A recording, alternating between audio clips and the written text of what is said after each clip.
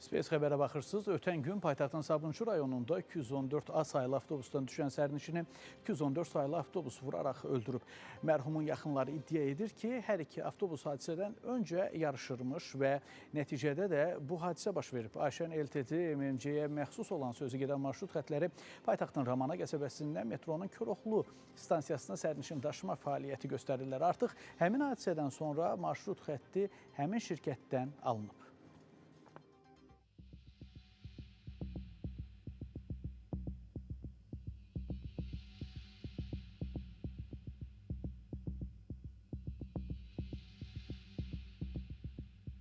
Səkiyə çıxmasına səbəb ən başdan bəri ötüşə gəlirdilər. 214A nömrəli avtobusla 214 nömrəli avtobus ən başdan bəri yarışa gəlirdilər. Bir-birinə yarışırdılar. 214A nömrəli avtobusda nənəmlə bibim arxadakı dayanacaqda deyiblər saxla avtobusa.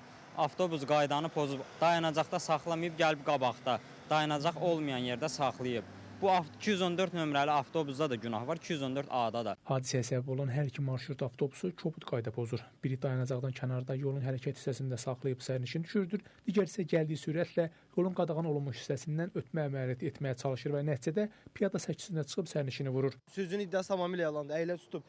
Sürücü deyir ki, burada əyləc tutmayıb, amma gəldi qabaqda saxladı. Ondan arxada saxlamışdı. Hazırda hadisənin dəqiq təfərrüatları araşdırılır. 214 sayılı daşıyıcı xəttlə bağlı şikayət təkcə ötən gün baş vermiş hadisə ilə yekunlaşmır. Sərnişinlər bu xəttin sürücülərinin hər gün kobud qayda pozduğunu deyirlər. Qaydalar burada çox belə çox sürətlə gedirlər, çox sürətlə gedirlər. Baxmırlar, yoldan adam keçir, gərək əlinlə deyərsən dayan, hər yerdə znak var. Telefonla danışırlar, gecikmələr olur çox vaxt, marşrut xəttindən kənara çıxır. Bir Nəqliyyat Agentliyindən verilən məlumata görə sözgedən marşrutda mütəmadi olaraq sərnişin daşıma norma və qaydalarının pozulması halları baş verdiyindən marşrut xətti müsabiqəyə çıxarılıb və 214A nömrəli marşrut üzrə yeni daşıyıcı müəyyən edilib. Yaxın günlərdə yeni daşıyıcı xətlərin istismarı həyata keçiriləcək. İctimai nəqliyyatda sürücülərin kobud qayda pozuntusunun məsuliyyətini təkcə həmin sürücülərin özləri deyil, eyni zamanda daşıyıcı şirkətlərin rəhbərləri və gündəlik xətt nəzarətçiləri də daşıyır. Əgər xəttə çıxmamışdan öncə sürücülər tibbi müayinədən keçərsə və ya gündəlik sürücülərə ciddi nəzarət olarsa, elə bədbəxt hadisələrin də sayı il ərzində bir o qədər də çox olmaz. Müşahidələrimiz isə onu göstərir ki, əksər marşrut xəttində nəzarətsizlik hökm sürür. Əgər elə olmasaydı, 173 sayılı marşrut xəttinin bu sürücüsü tibbi müayinənin avtobus nəzarətçiləri tərəfindən deyil, həkimlərin apardığından xəbərdar olardı. Tibbi müayinədən nə vaxt keçirsiniz? Bir ay olur. Harada keçirsiniz tibbi müayinədən? Qarajda. Nəzarətçi keçirir. Bəli.